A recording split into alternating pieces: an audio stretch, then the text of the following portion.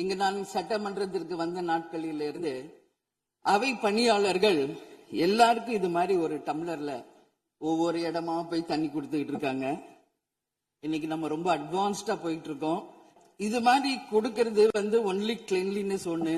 அவை பணியாளர்களுக்கு நிறைய வேலை இருக்கு. ஒவ்வொரு டேபிளா அவங்க தவழ்ந்து கொடுக்கறது நமக்கே பாக்குறதுக்கு ஒரு மாதிரி இருக்கு. சோ சிஎம் ஒரு ரெக்வெஸ்ட், பெட் பாட்டில்ஸ்ல ஒவ்வொரு டேபிள்லயுமே பாட்டில்ஸ் நீங்க குடி தண்ணீர் வச்சிடலாம்.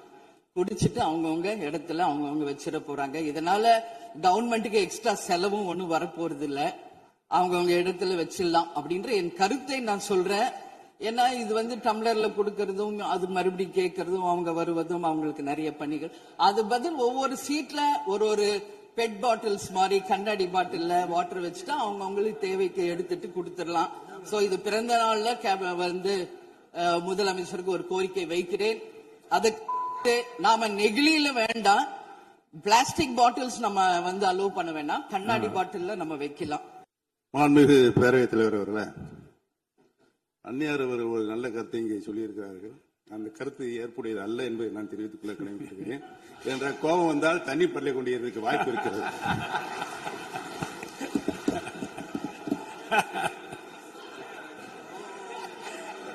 உறுப்பினர் பேசலாம். இப்போ தண்ணி பாட்டில் தான் வீசணும்னு கிடையாது, டம்ளர்ல கூட வீசி அடிக்கலாம்.